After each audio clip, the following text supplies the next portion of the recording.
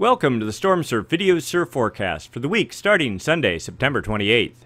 First, we're going to take a look at the South Pacific Ocean and going back in time almost a week ago to Monday, September 22nd. Small gale, actually a storm, developed south of Tasmania, 42-foot seas, aimed up the Great Circle paths to California, about the 217-degree path, both to North and Southern California, but shadowed initially relative to Hawaii by New Zealand. The system pushed east. Didn't build a whole lot. If anything, it actually fell apart. 36-foot seas by the time it pushed into the Hawaiian swell window, and continued in the windows relative to North and Southern California. This about the 213-degree path into Southern California, and about the 214 or so, 215-degree path into Northern California. Unshadowed, but then quickly became shadowed by Tahiti and started falling apart. The system then continued to track sort of east-northeast into Thursday now and Friday in the swell windows, getting to about the 180-degree spot relative to Southern California. That would be down more here before it kind of fell apart. And so that's good for another small pulse of southern hemi swell arriving probably about midweek. But otherwise in the southern hemisphere, there's not a whole lot going on. A rather quiet pattern is forecast for the foreseeable future, other than perhaps this system relative to Fiji. Rather strong system. This is on Thursday, if one is to believe it. Not pushing directly up the Great Circle Pass here to Fiji, but pushing a good amount of swell up into the Tasman Sea. Something to look forward to, or something worth monitoring, but not guaranteed by any stretch of the imagination. Now looking to the North Pacific, and specifically at the significant wave height charts, we see three systems of interest. Hurricane Rachel, 75-knot winds off of Baja in the Southern California swell window. Bare minimal hurricane, 20-foot seas or so, may be good for some 11-second period swell into Southern California, but nothing of any real interest. And next there's Tropical Storm Komuri off of Japan. Nothing particularly interesting here in terms of wind production in about the 45-55 knot range, but forecast to track off to the northeast and recurve, and yet the remnants of another tropical system, Feng Wang, which was previously on Saturday off of Kamchatka with 50-knot winds and 34-foot seas. We'll actually go back and verify that, tracking this way. So the tropics are actually active, and what's more interesting is the western Pacific tropics are in fact waking up and exhibiting a steady pattern of recurvature off to the northeast. So this is something very good, something we haven't seen in quite a few years. So the North Pacific is waking up. Also, remnant or weak low pressure in the Gulf of Alaska, not doing a whole lot in terms of swell production. Let's dive into the details. First up, we take a look upper level winds, jet stream level winds, 30,000 feet and above. These winds help support the formation of storms and help direct their path. What we're really looking for is the configuration of the jet stream. Right now, notice somewhat of a split pattern. The main flow tracking about the 42-degree north latitude line across the Pacific, but a good amount of energy bleeding off and traveling through the Bering Sea. This energy up here should be part of the consolidated jet here that would provide more energy and better chance for storm development. Nonetheless, we'll start here. A upper level low, formerly a trough that was off the coast just the day before. This system actually was part of the storm that made large surf in California on Wednesday and Thursday, and then brought snow to the Tahoe region. It's finally moving out, but it still is creating inclement weather over Nevada and the Sierra. As we look back now towards Japan, reasonably healthy flow winds, 120-knot winds pushing off Japan, diving into what looks to be a trough organizing here, and a trough that is a southward dip in the jet helps promote counterclockwise circulation, like a water sort of eddy, a river stream, if you will, and that helps support low pressure and lower levels of the atmosphere, which of course generates wind, swell, and waves. So we'll put this into motion, see how things play out. This trough builds some into Monday over the dateline region. Gets somewhat interesting with 140, almost 150 knot winds here, but it's a tight little trough and it quickly pinches off and doesn't really get you know, a good big footprint. And the split jet stream thing is still going on as well. Still, it's a trough, probably good for low pressure in this area, if not more. And then that sort of moderates and washes out. But the nice thing is here, the split pattern starts fading by about Thursday or so. We roll this out, we get another broader trough, not a lot of winds in it, not a lot of good support for storm development or gale development for that matter. And this ridge here would support clockwise circulation, high pressure in the atmosphere over the U.S. West Coast. Put that into motion some more. The trough gets better defined into next weekend.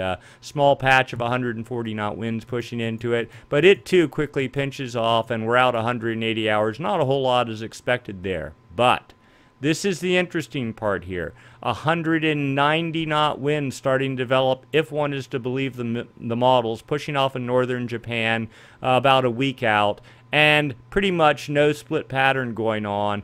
This would be what one would look for, especially if this starts falling into what appears to be a semi-persistent trough or a tendency for the jet stream to form a trough right in this area. That'd be ideal positioning for and a good support for storm development. But again, 180 hours out, hard to believe, something to watch for. Let's go take a look down at the surface. Here we go, surface level wind, surface level pressure. Let's take a look and see how this sort of plays out for the next week. There's our first tropical system off of Baja. Small, expected to actually just start taking a turn to the west and dying out. Not a whole lot there. High pressure at the surface, weak low pressure in the Gulf of Alaska. Here's the remnants of Feng Wang that was off Kamchatka 2 days earlier, and then the other tropical system off Japan. We'll put this into motion.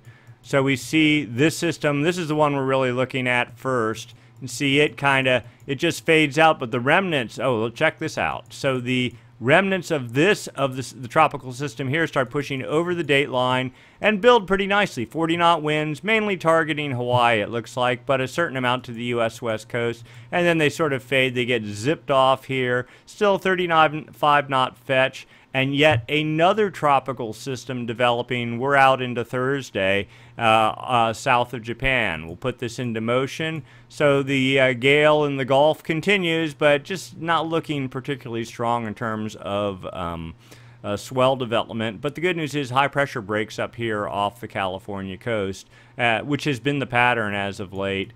We roll this out some more. Tropical system here now looks to be forecast to push into Japan. There we go. Oh, and some models have projected a recurvature. Some model runs have not. Hard to know exactly what's going to happen. And then here, remember we saw the jet stream blasting off here. Low pressure supporting that. It would be interesting to see if a trough here develops and a big system blows up on the date line. Not expecting it, but something to watch for.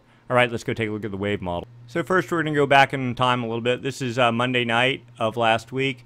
Particularly we're interested in this small system that developed off of California, 23rd of September. Formed pretty good, 50 knot winds, almost 34 foot seas, resulted in solid 15 foot plus surf late Wednesday along the northern California coast and down into central California into Thursday. And then continued swell even into almost Sunday, though mainly just wind swell from remnant winds that were in this area. Then we roll this out into, here we go, we're into Saturday. This is a system that developed off Kamchatka. This was also of tropical origin. Notice 32 foot seas and pushed up to about 36 foot seas Saturday, 12Z. Relative to Hawaii, that's about the hard to see here, about the 315 to 319 degree track. We'll put this into motion just so you can see. So that's good for a small pulse of swell wrapping into the Hawaiian Islands by, probably relatively early in the week to middle of the week. And then we're back into current time now. The system off Japan, our tropical system, and remnants of this system pushing over the date line. Put this into motion. Notice the tropical system tries to hold together pretty well, makes it about to the date line or so. Now all this is on the Great Circle paths relative to Hawaii. That's 312 degrees there, and we'll actually roll that back. So from about, that's what, about 305 or so, and even more. But I'd say that once it gets closer to the islands, you're doing better. And falling right down the 312 degree path theoretically into Wednesday towards Hawaii. So another pulse of swell is expected for the islands from that. So we're out 72 hours. We'll roll this into motion. That system tries to organize here in the Gulf, but as we saw before, it kind of gets sheared and just racing too quickly. Their 26-foot seas good for British Columbia and maybe the Pacific Northwest, but probably not a whole lot for California. Here's your next tropical system, and it organizes and kind of gets interrupted by Japan, and then we're all done. So that's kind of the outlook there. It looks like there's swell on the way, mainly focused on Hawaii now. California had its shot. It's Hawaii's turn. 2 pulses of energy look likely. Let's go take a look at the long-term trends. First up on our tour, the Southern Oscillation Index. Difference in pressure between Darwin, Australia and Tahiti. The numbers have been negative for almost 60 days, and now we venture into positive territory. A daily average, or daily reading, 0.36. The 30-day average still negative, minus 7.91. The 90-day average average minus 7.07. So this is all indicative. Negative numbers are suggestive of the active phase of the MJO. The active phase of the MJO supports storm development in the North Pacific in winter and fall months, and certainly the trend is that direction. If it remains consistently negative, specifically you look at the 90-day average for that, that would be suggestive of El Nino. With this little blip in positive readings, that's not so bad, but we've kind of looked at the charts and it suggests that high pressure is building back over Tahiti. Trade winds are strong there. That will kind of start pushing these numbers back towards zero, maybe not positive territory, but just sort of washing it out neutral. So not a strong El Nino appears to be developing. If these numbers were going really negative, then you'd want to think that a strong El Nino was going on, but that doesn't appear to be the case at the moment.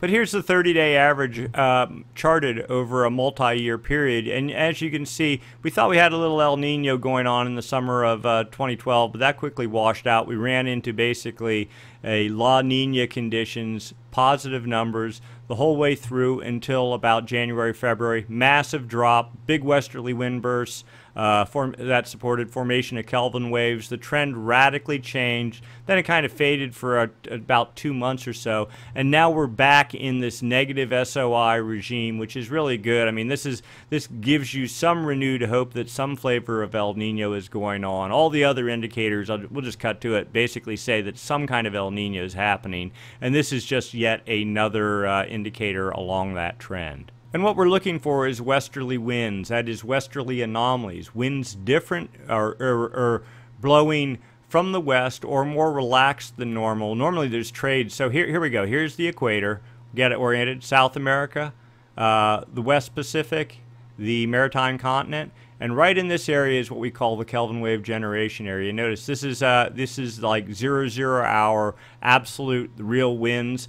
Westerly anomalies. The oranges are westerly anomalies. This is on the 20th, 21st, 22nd, 23rd, 24th of September. So a steady westerly wind pattern there, and also some developing now right here. So that's good news. That's at 850 millibars, notice that. So here's the current 850 millibar chart, and it is also showing actually what we could probably call a westerly wind burst now. Prolonged westerly anomalies, if not out and out westerly winds. That certainly helps support tropical development in this area. And we're really kind of surprised the SOI hasn't gone negative yet, but the suspicion is if these westerly winds make some more progress towards Tahiti, then the SOI will go back negative. But anyway, this is what you want to help support Kelvin wave generation, and that's what El Nino is all about, is no trades here. We're in opposite of trade mode, basically no trades or westerly winds. So that's current right now, and again, here's Australia, here's the maritime continent,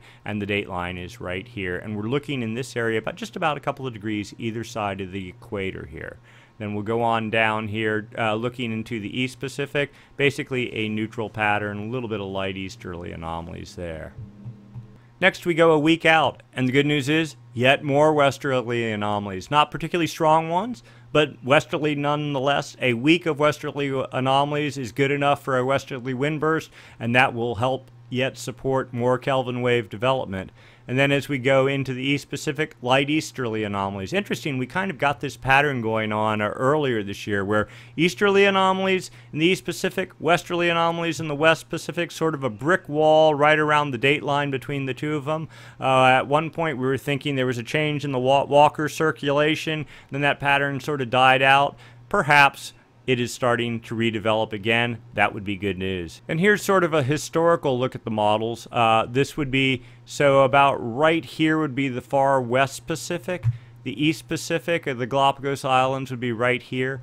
Oranges are westerly anomalies, blues are easterly anomalies. What you see is, and here we'll actually go up into August, basically this kind of mixed, muddled pattern, not a whole lot going on, little pockets of westerly anomalies, but certainly not strong easterly anomalies, and that's good enough. That suggests the trades have been dying. But what's more interesting here as you look, so here's the current date, and notice beyond that, westerly anomalies to continue that whole week period a little bit. So this would be about 150 east here, 140. You could even go to 130 and say that's in the Kelvin wave generation area. And you can see, in fact, here are westerly anomalies. This wouldn't be a strong strong westerly wind burst, but it's the most we've had in quite a while. And any westerly wind burst will set up a Kelvin or help support Kelvin wave development. So that's good news. That previous model goes out a week. Now we go out 2 weeks. This is outgoing long wave radiation, but you can sort of map the same thing to it. That is, the blues are the active phase or of the MJO or the potential for westerly anomalies. The yellows are the potential for easterly anomalies. According to this, the statistical model, basically a dead neutral pattern, and we're really looking in the Western Pacific. Absolutely nothing forecast. The dynamic model is a little bit more favorable, suggesting in fact the active phase of the MJO is to take over about a week out, which would suggest yet more westerly anomalies, perhaps 2 weeks worth. That would be very good news. And then finally, the 40-day upper level model, it suggests, so the greens are areas favorable for precipitation at the jet stream level, and currently it suggests that, again, one could read into this and say this would be westerly anomalies or also the active phase of the MJO. It's forecast to work its way across the Pacific into about the 18th of October or so. So for about the next 2 to 3 weeks, let's say, followed by theoretically a moderate inactive phase. But this model has been overhyping inactive phases for months on end now. None of them ever materialize. We never get it. Inactive phases, you would expect easterly anomalies. They never materialize. It's just what happens is you don't get any westerly anomalies, so the Kelvin wave development sort of backs off a little bit. But this model, again, overhypes the situation, and then yet another theoretical active phase setting up by the end of October. So this is our model that we use to monitor the Kelvin wave generation area. That's our name for it. So basically from the date line here back to about 135 east, and just we did 3 degrees either side of the equator.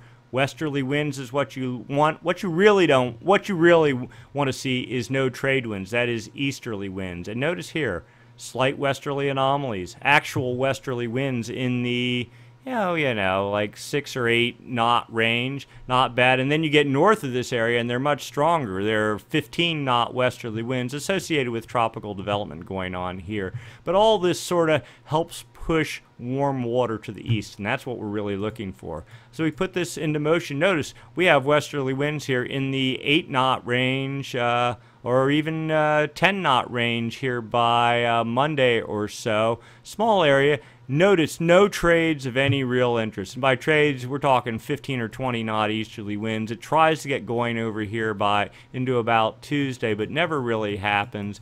Keep rolling this out, and then basically everything just goes dead by Thursday or so.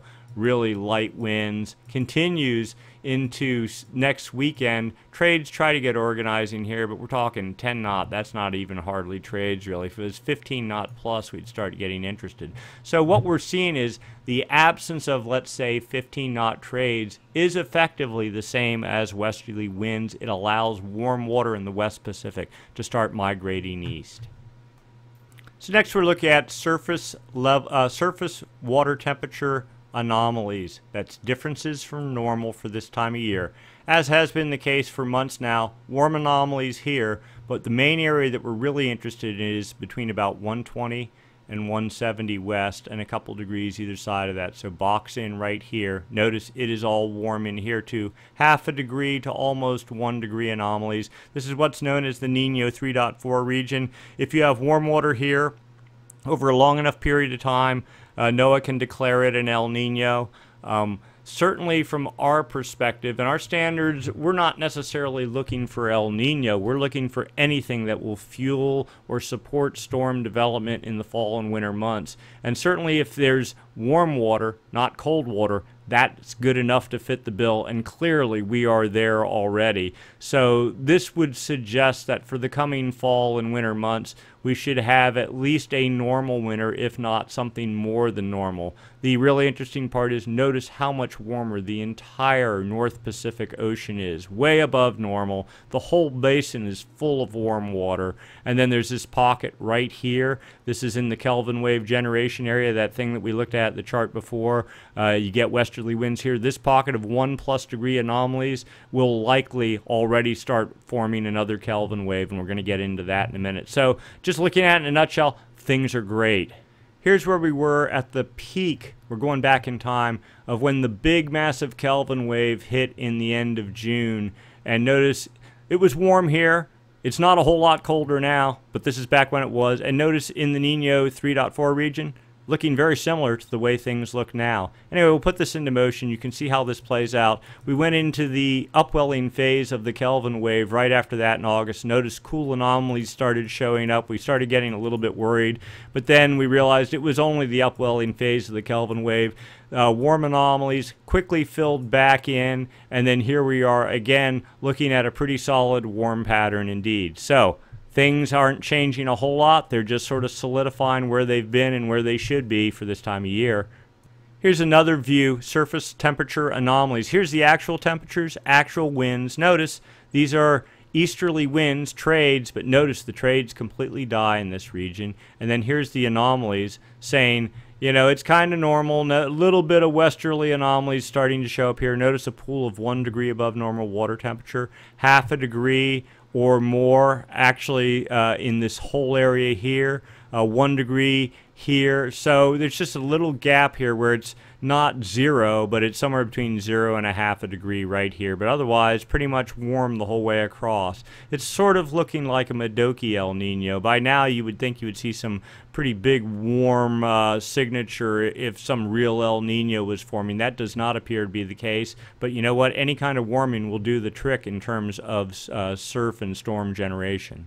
Now, we've been talking about Kelvin waves, and really what is a Kelvin wave? Well, we'll show you. So this is we're looking on the equator. Here's the Galapagos here. Here's the West Pacific here. And here's actual water temperatures, okay? And we're looking at depth. This is 100 meters down, 200 meters down. So we're doing sort of a profile looking at a cross-section of the ocean. Here is anomalies, differences from normal. And what you want to see, a Kelvin wave is actually warm water traveling at depth, working its way across the Pacific. And that warm water gets set in motion by westerly winds or lack of trades in the West Pacific. So the trades stop, or even reverse, you get westerly winds. That pushes warm water at the surface at depth, and it starts traveling its way across. And like here, like this pocket, 2-3 degree anomalies, that's a Kelvin wave getting ready to erupt off the Galapagos Islands. So for sure, 1 Kelvin wave in flight, and we suspect a second one is on the way. Here's another model, the same data. This is, well, we'll count out 1, 2, 3, 4, 5, 1, 2, 3, 4.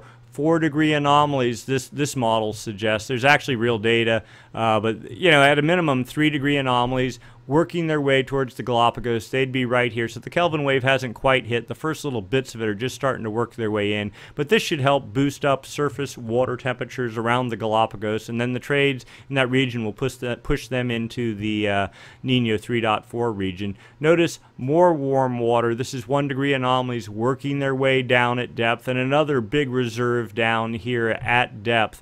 This is what we think could be the start of yet a second Kelvin wave. And yet some more data, September 20th, JSON 2 data. This is actual sea height anomalies. That is, you take out all the waves, you take out tides, you take all that out and just say, is the sea height in this region for this time of year higher or lower than normal? And what you see is positive anomalies over the dateline, and this suggests that there's warm water at depth, and warm water expands and it pushes, sort of makes like a little bubble on the ocean's surface. 5 centimeters we're talking about, not a whole lot. And then another pocket here. So this suggests one Kelvin wave in flight, the one that we saw on the depth model, getting ready to hit the Galapagos here, and yet another large reservoir of warm water building in this region. This is very good news. And finally, yet one other way to look at this. So this is upper ocean heat content anomalies, differences from normal for, and notice we have dates here, time down here. So this is October last year, and you literally can see warm anomalies, Kelvin wave, working their way from the West Pacific to the Galapagos here. There was actually another Kelvin wave prior to that. So this whole pattern started, in the August time frame of last year. Small Kelvin wave, October. The massive Kelvin wave, January, February, March, made its way across. Then notice upwelling, colder anomalies for a little bit, upwelling phase of the Kelvin wave. So we had our upwelling phase in the July time frame, and you saw that on some of the earlier data. And then here we go, a weak Kelvin wave currently making its way across. Another warm pool developing here. The assumption is it will too make its way across, and it takes 3 months to make the journey. So we're pretty much already into guaranteed warm anomalies into December or January, if not beyond. So that will help fuel storm development. That's why when you hear us say we expect the net storm activity for the winter to be at least average, if not above average. It's all based on warm water and the presence of warm water, and the teleconnection between warm water in the Nino 3.4 region and enhancement of the jet stream, which supports storm development. All this is fairly well proven science at this point in time. So you don't see any Kelvin waves during La Nina years. You see nothing but cold anomalies. To see any of this is certainly a sign that something has changed. To see a Kelvin wave this size, early in January, it's like the ocean already had made up its mind that something was going to change this year,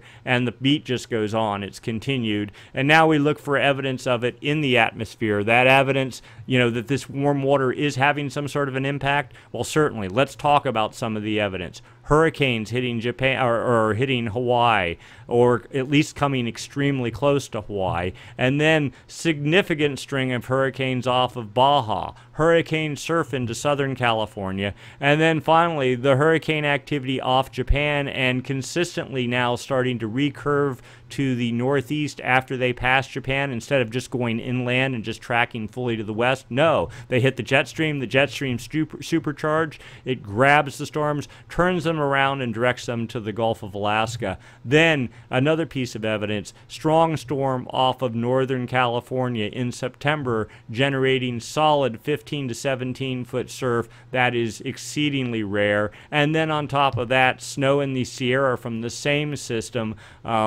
Certainly all signs, and then you can pile on top of that the very warm water off, certainly in Hawaii and along the California coast, 64, 65 degree water temperatures in San Francisco. Only happens during El Nino years. That is due to the fact that the Northeast Pacific high pressure system has completely broken down, and there is no upwelling. We've had this steady, what you'd call an eddy flow, south winds, so the equivalent of a westerly wind burst, in that it creates warm water or promotes the formation of warm water, versus north winds, which cause upwelling and basically cool water temperatures down. So there's all kinds of evidence to suggest that some sort of tectonic shift in the North Pacific Ocean is underway, and has been underway starting since at least January. So NOAA's going to say no El Nino, at least at this point in time officially, and they're absolutely right per their criteria. But from a surfing criteria standpoint, from a storm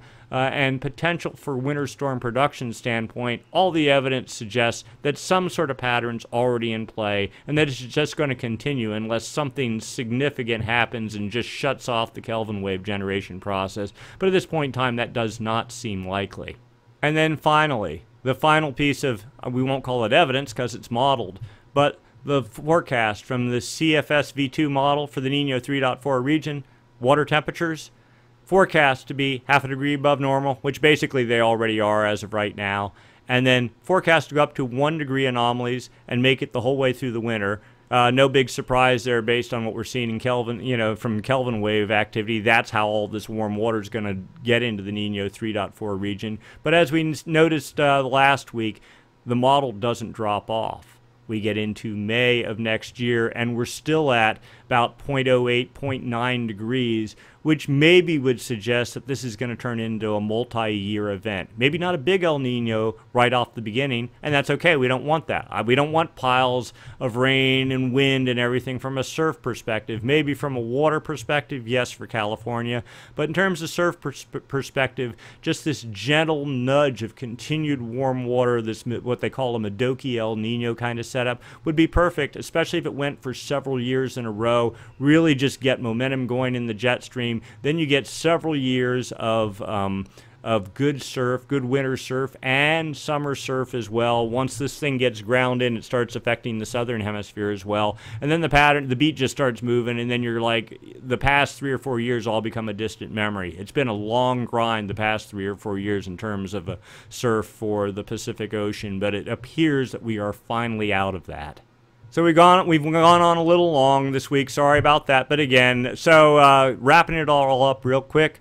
2 swells for Hawaii look likely. Probably small energy from that for California. Certainly small southern hemi swell for Southern California, Northern California later this week. So something to tide us over while we wait for El Nino or the Madoki El Nino to really start digging in and for winter to start in earnest. But we've already gotten a good taste of it, and we suspect there is more to come. So thanks for watching. We'll do this again next week. Same time, same channel. In the meantime, go get some surf, have some fun. Thank you for watching.